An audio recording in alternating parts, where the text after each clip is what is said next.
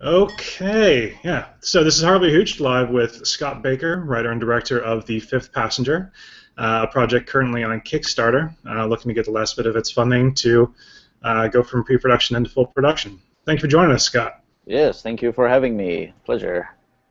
I gotta say, man, I was extremely excited about this project.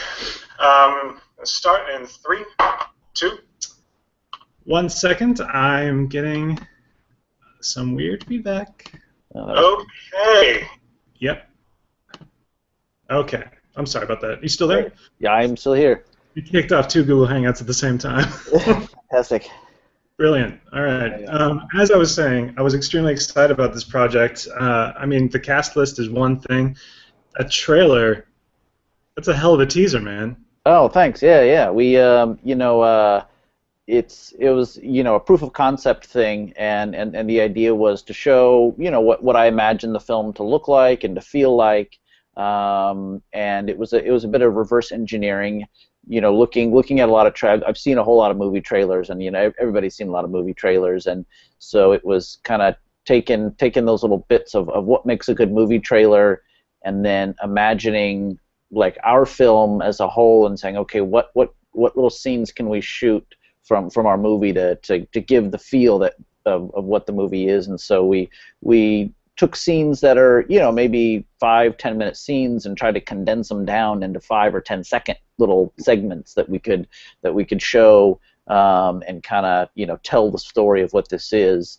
And so yeah, we shot that all in like 2 days, and then got some really awesome special effects from Tobias Richter and out in Germany, and yeah, so that's what we got. Brilliant, man. I mean, you gotta tell me the story about how you got like half the cast of Star Trek. Well, so Manu Taremi, who was in the trailer there, and he was Icheb in Star Trek Voyager. For the hardcore Trekkies will know who he is.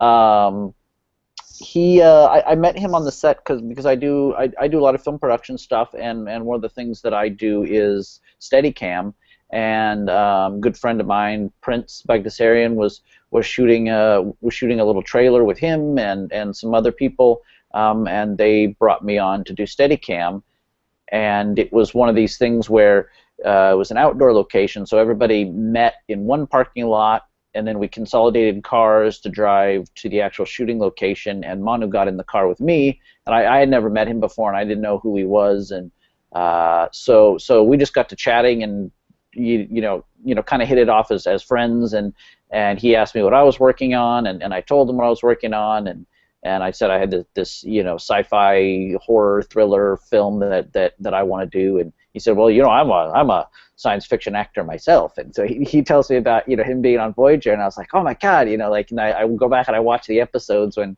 he's like 18 or 19 years old, and so I sent him over the script, and he sat on it for a while because he had a lot of other projects going on, and he finally read it, and about a month and a half later got back to me and was like, dude, I love it, like what do we need to do to get this thing moving? And so he goes to all the conventions and as far as with the Star Trek community and everything like that. So he reached out to Tim, and Tim liked the project, and then we reached out to Marina Sirtis and Robert Picardo, and it's just one of those things where, because these people are all friends, that they love to support each other and work on good projects when those things come around, and it's also something about, I think, the science fiction community. I think the science fiction and horror are both genres that have like communities around them. You don't have like websites dedicated to romantic comedies or anything like that, but there's like horror and sci-fi stuff, and people love that, and so many of the actors and the filmmakers, once they're in that world, they like to keep doing that kind of thing, and I think it's something fundamental about like what is common about science fiction, or what's common about horror, and I think for science fiction it's this idea of shooting things in the future and imagining new possibilities, and whether it's a bright like promising future, like Star Trek or something, or it's like a dark, scary future, like Alien or Event Horizon or something like that. And Right. so I think these people love new stories that are in that world. And so when this story came to them, they were excited to come aboard. And also it's a chance, it's like a high school reunion or something like that. They all get together again and can be friends and can be working and doing something, because a lot of them are really good actors, and they love to work just like any actor does. But you get on doing something like Star Trek, and it's so easy to like ride that and go to conventions and sign autographs and go on talks, but that's not acting, for them. And so they're excited whenever they get a chance to be on a good project that they can get behind. And so for us, it's I'm trying to give them really good roles that fit in. It was just one of these great things where the people that Manu knew just happened to fit so nicely into these roles that we had written for the story. I mean, just Manu's character and Tim Russ's character and everything like that. I mean, Tim Russ's character I wrote as an African American character, and very much a lot of the kind of sensibilities that I see that Tim Russ has. And Manu just happened to be really good friends with him and called him up and said, "Hey, we've got this great part." And so it just serendipity or whatever it is, kind of pieces falling together for us. That's wonderful, man. It's not often I mean, you hear a lot of horror stories, people trying to put together their independent projects, but to have all these pieces click so quickly, that's fantastic. I mean, Yeah. Star Trek's one thing, but then what about Doug Jones? I mean, he's obviously huge in the horror community as well as. Yeah. I recently worked with him on Space Command, and that's the studio space where we're going to be shooting Fifth Passenger. And Oh. so I met him there, and he is like the nicest, sweetest guy you'll ever meet. Oh, really? And Oh my God. it's actually like in general, most everybody that I meet here, celebrity people are cool, and they're nice down to earth because they're just like us. But he's one of these guys is just like over the top, like super nice guy. And I met him on the set of Space Command, and then Ryan Husk, who's one of our co-producers, already knew him, and was good friends with him.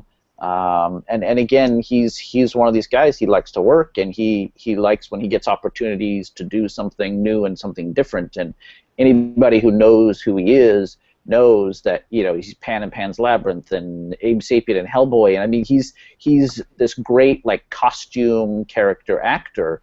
But he doesn't get to show his face much. He doesn't. I was going to say a lot more people know his work than know his name. Yeah, and even less people know his face, right? Yeah. And True. so and our film doesn't have a costumed character. We have an alien creature, but it's a smaller thing that's going to be like puppetry, animatronics, and CG. It's not going to be I was going to ask a guy you, in a suit. how much are you doing this like practically versus digitally? It's a mix. It's for me, it's a couple of different factors. Obviously, money wise, there's some things that are cheaper to do practically, and some things that are cheaper to do CG. And then there's also the look of stuff. And for things like the alien creature, my approach is kind of like what Spielberg did with Jurassic Park. So whenever you see like a dinosaur claw reaching in through a door, or a mouth like coming up next to the actor, little bits of the dinosaur up close, that stuff's all practical. But whenever you're looking at the field and you see the dinosaurs running across the field, that's all CG. So that's the kind of model that I'm going with for Fifth Passenger is whenever the characters are interacting with the alien, and it's you're seeing little bits hiding behind the door or coming out from the shadows and things like that. That's all practical, puppetry, animatronics kind of thing. And then if it's the wide shot and you see it scurrying across the floor, that's the kind of thing where we'll probably end up doing CG. And same thing with the ships.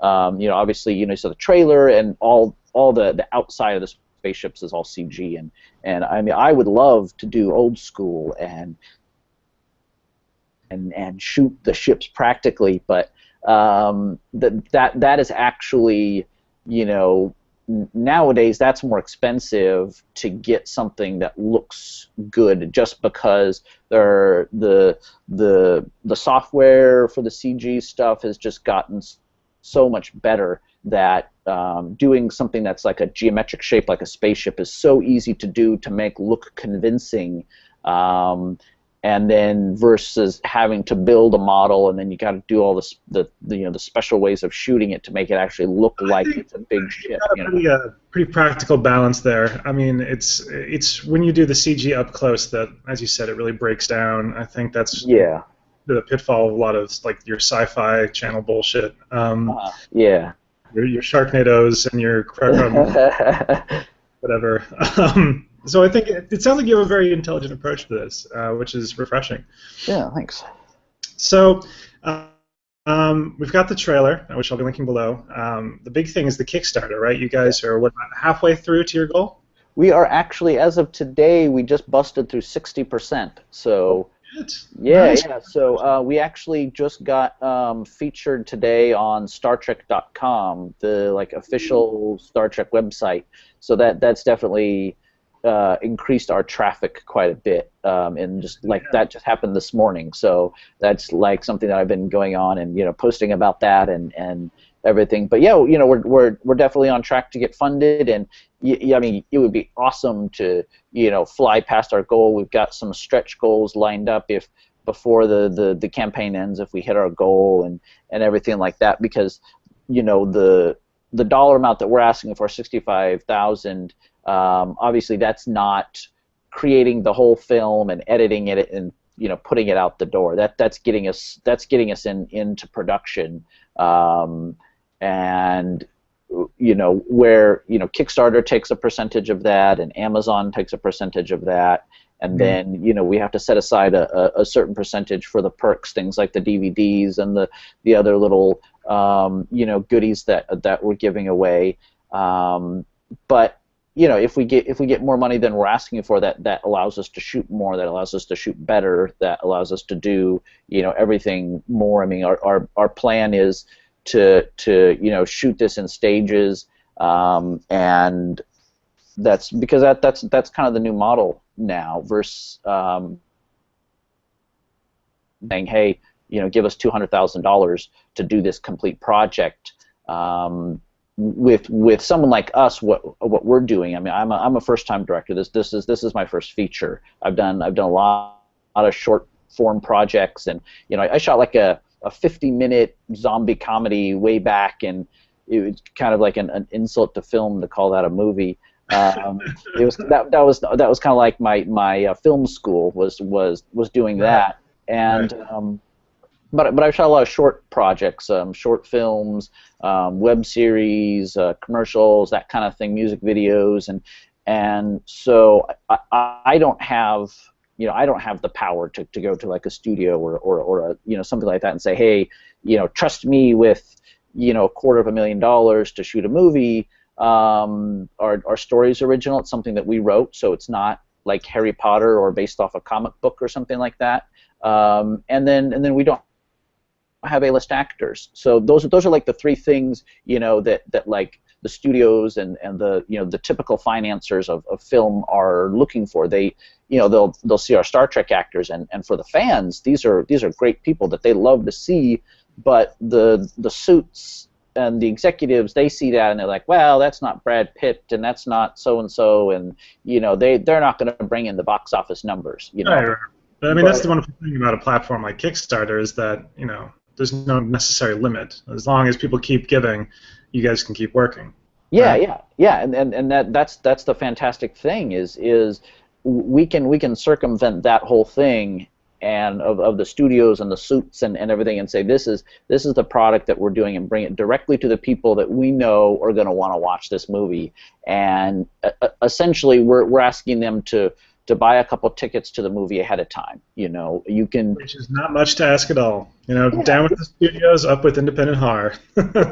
Sure, yeah. And I mean, I grew up in the era of the video store where you could go and there'd be the new release shelf, and there's on the top rows all the big budget movies, and then a couple shelves down is all the indie horror and sci-fi films that were like shelf fillers, and it was like there was money for those guys to make those movies because whether it was the mom and pop video stores or it was Blockbuster, they wanted new stuff on the shelves every single week. They didn't care really how good or bad it was. They just wanted something new to put up on the shelves, and so you got a good mix of good and bad stuff, and that's how things like Evil Dead and stuff like that were able to get a foothold, because there was money for those low budget things. And I met a few of those filmmakers like that who made a killing in the 90s making these low budget, you look at and you're like, man, this thing is terrible, but they made money on those because there was that shelf space that these like video stores wanted, and now the video stores are gone, and it's it's iTunes and it's Netflix and Hulu and Amazon and all that kind of stuff, and so the model has changed to where there isn't quite the shelf space available for like crappy movies. I think people are still making crappy movies, and some people are still making money with them. But I think it's now, audiences demand like a good product. They want like, this has got to look good, and this has got to have a good story, and it's got to have good acting, because it gets out on Facebook and Twitter and all that kind of stuff. If a movie's good, people start talking about it and telling their friends about it. But that's the merit, I think, of the social media space, is that quality work can be really easily recognized as long as it's spread, and virality is the nature of the game these days. I mean, that's where we dabble mostly at Horribly Hooched, is virality, and as long as the word can get out about a quality project like yours, we can change the face of indie horror. Yeah, for sure. Yeah, I think so. And I mean, for me, as far as like horror films go, I love the classic horror film that is more about the suspense, and when the kills happen, they're exciting because they're a little less often than your like typical slasher film, but they're you're invested in the character, so you're scared and you're frightened for the character. And they can just be more dramatic because you built up. I mean, I reference Alien a lot because that's probably like my all-time like favorite kind of film. My like secret favorite film is Dead Alive. Peter Jackson's early film. That's like my secret favorite film that is like my guilty pleasure that I can watch over and over again because it has so many great lines. But that's that's like a bloody schlockfest kind of film that's fun. It's not scary. It fits but that film's a good place in horror as well. It's just a different genre, Yeah. But as far as like serious horror film, I don't think it gets better than a film like Alien, because I mean there's not a lot of characters in there. It's not the kind of thing where somebody's somebody's dying every 4 minutes, and that's you go to the film markets and stuff like that, and you talk to the people who want to like distribute films, the buyers and stuff like that. And when you use the word horror, that's what they think. They think, oh, it's got to have women with big boobs that get naked in the shower, and then somebody gets slaughtered every 30 seconds or something like that. Seriously, I've talked to someone and say, someone needs to die in the first minute of the film, and then at least every 15 minutes thereafter, there has to be somebody dying, and then they're preferably a nude scene or something like that, and like, well, okay, I mean, you can write a good film and you can have those things in it, but if that's your starting off point, it's like, okay, well, I'm going to start with this, and then I'm going to figure out how to make a film out of that. That's not good cinema. That's just whatever that is. I don't know. You're just selling seats at that point. That's not quality. Yeah. All right. Well, let's put a pin in this. We've got how many days left on the Kickstarter? Let's see. 13 days to go, yeah, 13 days. That sounds about right. But there's a whole ton of rewards, even just for as low as $10. So if you're watching this and you want to support independent horror and see a quality flick at the same time, go to the Kickstarter, links below, and donate, guys, please. Yes, thank you. And thank you so much for doing this, Scott. Appreciate it. Oh yeah. It's really been a pleasure, and maybe we'll touch base with you guys when we're in the middle production or when we wrap production. We can give you guys the update and some exclusive clips on set or whatever. There you go. There you go. Let's stay in contact, man. Let's keep this promoted and out there. Yeah. Okay. Cool. Thank you, Scott. All right. Thank you.